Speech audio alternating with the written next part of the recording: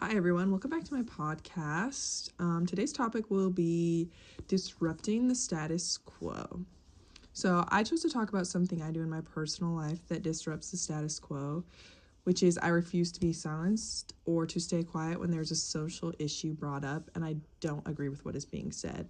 I have heard from sources that this is being called an intentional learning and unlearning, meaning a conscious effort to learn about topics that may make me uncomfortable while also being able to examine the assumptions and personal biases that I may have.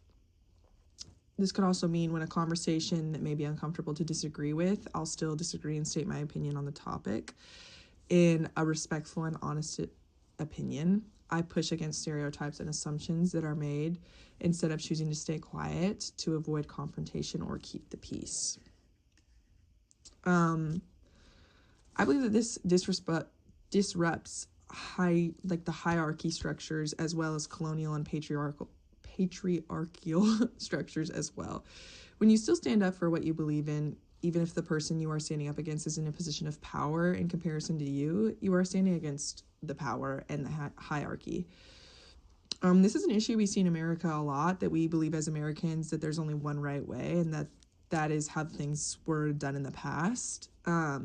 And when we push against that and these views and we urge people to change with the times and stop forcing us to be in the cages of what used to be, we are slowly disassembling the colonial views.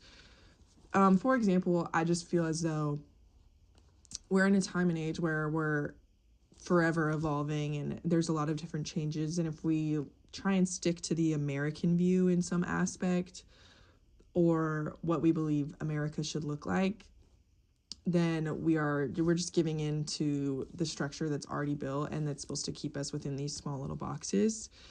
So I think that even small conversations where you stick up for what you believe in is it's pushing back, and we're allowing for growth within the structures that we have built. For me, this disruption is simply just not letting those who feel privileged speak freely with stereotypes or hate within their speech. I personally don't want anyone to feel comfortable speaking from a place of hatred or bias around me. And although this may seem small and simple, I feel as though if we all do this within our personal lives, it can make a large difference in our communities. As M. Farah said in the article, using a decolonizing framework in the DE&I work. In other words, this is the lens I use to acknowledge and understand that there are conscious and unconscious forces at play that are committed to maintaining the status quo.